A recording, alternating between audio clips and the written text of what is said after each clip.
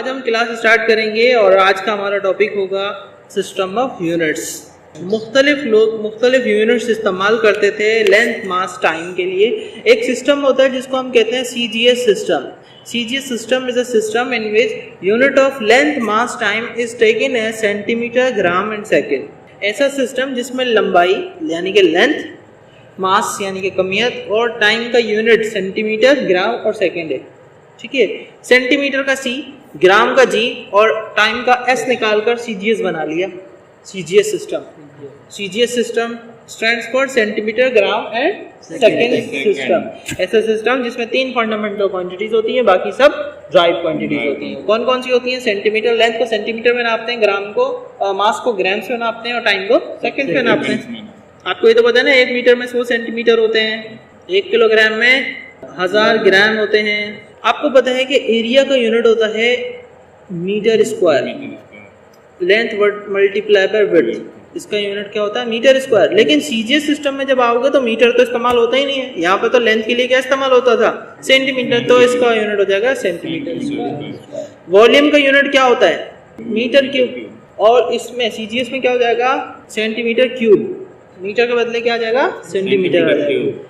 अच्छा, स्पीड जो होती है, स्पीड उसका फार्मूला होता है डिस्टेंस अपॉन टाइम। उसका यूनिट क्या होता था? Metre per second. लेकिन अब इसका यूनिट मीटर पर सेकेंड नहीं होगा बल्कि सेंटीमीटर पर सेकेंड। जहाँ पर भी मीटर था वहाँ पर क्या आ जाएगा? जहाँ पर किलोग्राम होगा वहाँ पर आ जाएगा ग्राम और सेकेंड। फोर्स का यूनिट जो होता है ना, force F equal to ma होता था ना। जब 1 kilogram 1 metre per second square की एक्सेलरेशन से जब चलती है उसको 1 न्यूटन कहते थे अपन। लेकिन अब देखो, अपने पास मास का यूनिट किलोग्राम था पहले, लेकिन CGS सिस्टम वालों क्या इस्तेमाल करते थे?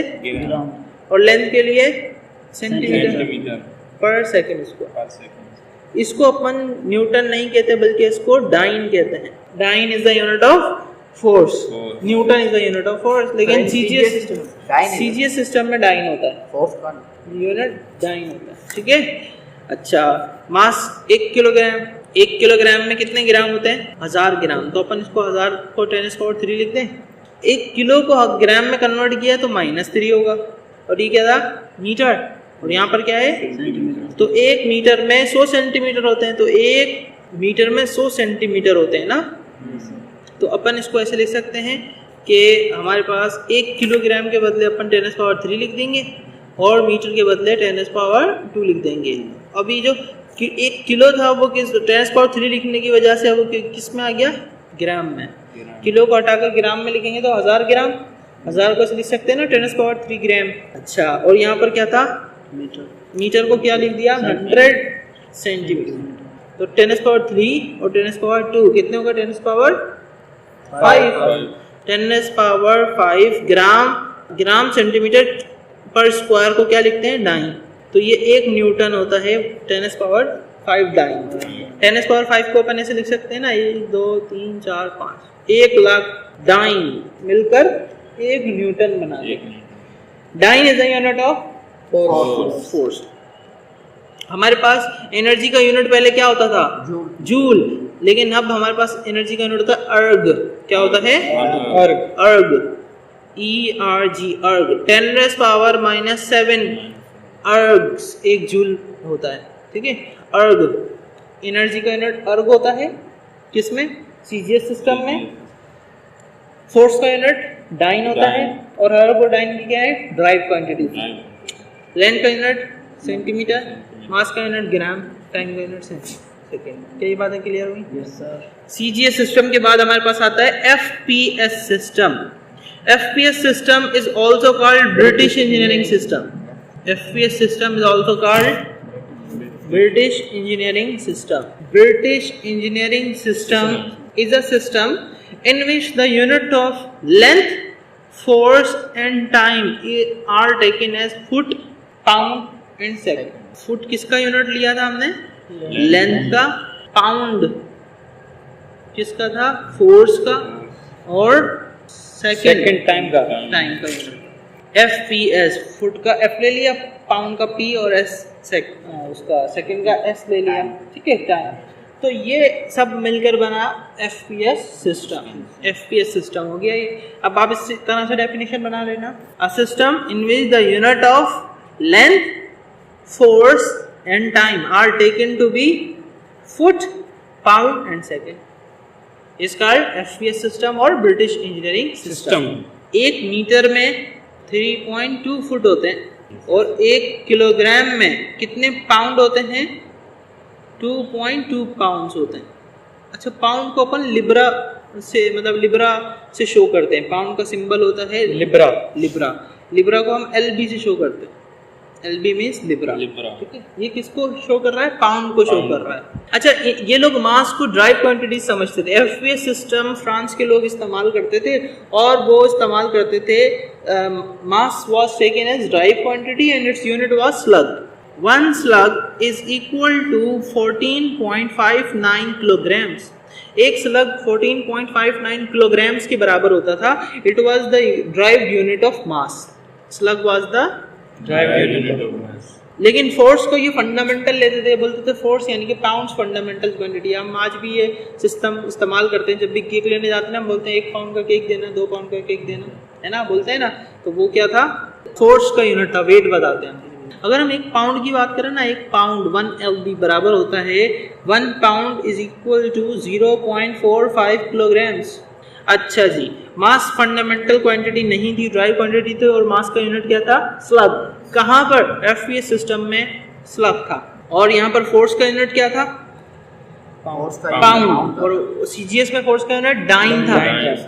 और हमें पता है कि फोर्स का यूनिट न्यूटन होता है। सही है। इसी तरह से जो वर्क था ना, वर्क का यूनिट वैसे जूल होता था। ठीक है। और यहाँ पर होता है BTU, ब्रिटिश इंजीनियरिंग यूनिट। ठीक है। 1 BTU is equal to 1055 joules.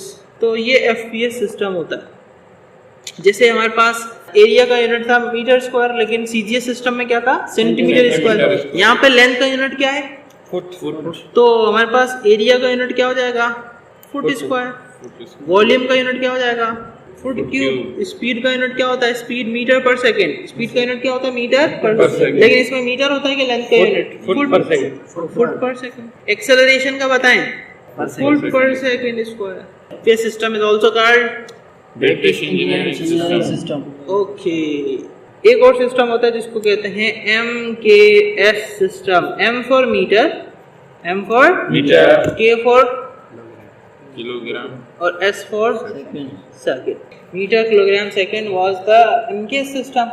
अब कुछ लोग MKS सिस्टम इस्तेमाल करते थे और कुछ लोग FPS सिस्टम इस्तेमाल करते थे, कुछ लोग CGS सिस्टम इस्तेमाल करते थे। तो बहुत परेशानी होती थी, लेंथ, मास, टाइम और दूसरी क्वांटिटीज़ को मेयर करने में बहुत प्रॉब्लम होती थी। तो साइंटिस्ट ने इसका हल ये निकाला कि भाई हम मीटिंग करते हैं और इस पर डिस्कस करते हैं कि कौन सा सिस्टम अच्छा है, और फिर वो सिस्टम पूरी दुनिया में चलाएं। एक ही चलाएं ना, सिस्टम सारे मिक्स हो जाएंगे तो फर्क, मतलब पता नहीं चलेगा कि हम सेंटीमीटर में नापें, लेंथ को मीटर में नापें या फुट में नापें, किस में नापें। तो वो CGS सिस्टम, FPS सिस्टम और MKS सिस्टम पर बहस की गई। एक मीटिंग बुलाई गई पेरिस में, international bureau of mayor and weight, CBS में। वहाँ पर सब यूनिट सिस्टम्स को डिस्कस किया तो उनको MKS सिस्टम बहुत पसंद आया। उन्होंने बोला MKS सिस्टम बहुत अच्छा है। लेकिन जब तक जो है वो एक नया सिस्टम, कुछ चीज़ें और दरियाफ्त हो चुकी थी, जैसे टेम्परेचर के बारे में पता चल गया था कि कोई चीज़ गर्म होती है, कोई चीज़ ठंडी होती है, तो इसको भी नाप सकते हैं थर्मोमीटर के ज़रिए। तो टेम्परेचर भी एक फिजिकल क्वांटिटी होती है जिसको नाप सकते हैं। इलेक्ट्रिक करंट के बारे में पता चल गया था कि भाई करंट जो है वो उससे इलेक्ट्रिसिटी जो है उसको करंट में एम्पियर में नापते हैं। करंट को एडिसन ने बल्ब वगैरह बना लिया था, तो इलेक्ट्रिक करंट दरियाफ्त हो चुका था, ल्यूमिनस इंटेंसिटी दरियाफ्त हो चुकी थी। तो फिर साइंटिस्ट ने बोला कि भाई ये चीज़ें भी शामिल करो MKS सिस्टम में। तो एक नया सिस्टम बनाया गया जिसका नाम था SI सिस्टम। SI सिस्टम मतलब सिस्टम ऑफ इंटरनेशनल सिस्टम को हम शॉर्ट फॉर्म में SI सिस्टम कहते हैं, जिसमें MKS सिस्टम और प्लस में 4 मजीद क्वांटिटीज इसमें शामिल की गई। MKS सिस्टम को मॉडिफाई किया गया। What is SI system? Modified form of MKS system. MKS system को मॉडिफाई किया, इसको थोड़ा बेहतर बनाया। कैसे? 4 क्वांटिटीज मजीद ऐड करके। तो टोटल कितनी हो गई? MKS में कितनी होती हैं? 3 और 4 और मिला दी तो टोटल कितनी हो गई? 7 फंडामेंटल क्वांटिटीज जो अपन पहले पढ़ चुके हैं। फंडामेंटल क्वांटिटीज के बारे में अपन पढ़ चुके हैं ना, बेस क्वांटिटीज 7 होती हैं, वो ये ऐसा ही सिस्टम होता है। तो साइंटिस्ट ने बोला कि भाई सब छोड़ो, ऐसा ही सिस्टम चलाओ, ऐसा ही सिस्टम सबसे अच्छा सिस्टम है और ये होना चाहिए, ये चलना चाहिए और इसमें ही चीज़ें नापेंगे हम, ठीक है। तो ये सिस्टम सबका बाप है, ये सबसे बड़ा सिस्टम है एसआई सिस्टम, और हम हर चीज़ को अब एसआई सिस्टम में नापते हैं। जो भी कैलकुलेशंस होती हैं वो एसआई सिस्टम में नापी जाती हैं, जो भी बात होगी वो एसआई सिस्टम में नापेंगे, ठीक है। तो साइंटिस्ट जो भी रिसर्च होती है वो एसआई सिस्टम में नापते हैं। इसमें कौन कौन सी चीज़ें आती है? लेंथ, मास, टाइम, टेम्परेचर और इलेक्ट्रिक करंट, ठीक है। ये 7 चीज़ें मिलाकर हमने ये बना लिया एक एसआई सिस्टम। अब आपको सब एसआई सिस्टम और एमके सिस्टम तकरीबन सेम ही, उसी को ही तो मॉडिफाई करके बनाया अपन ने, क्लियर। तो ये सारी चीज़ें आप याद रखें। अब अपन ने टोटल कितने सिस्टम्स पढ़ लिए? कौन कौन से?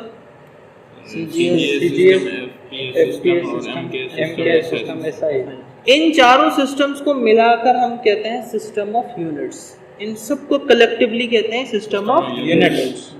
Set of all the unit system, जैसे मैथ में मुख्तलिफ सेट होता है ना, सेट में सबस्ट्रेट होते हैं, एलिमेंट्स होते हैं ना। अगर हम 4 एलिमेंट्स को मिला दें तो एक सेट बन जाएगा और इसको कहते हैं हम सिस्टम ऑफ यूनिट्स, ठीक है।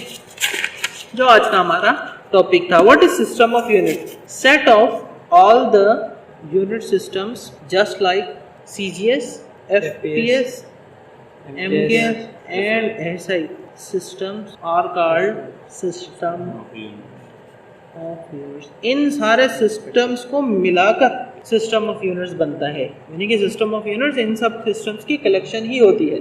तो सारे सिस्टम्स को मिलाकर हम सिस्टम ऑफ यूनिट्स कहते हैं। मैंने आपको हर सिस्टम के में कौन कौन सी ड्राइव्ड होती हैं, कौन कौन सी फंडामेंटल क्वांटिटीज होती हैं, ये सारी चीज़ें मैंने आपको बता दी हैं।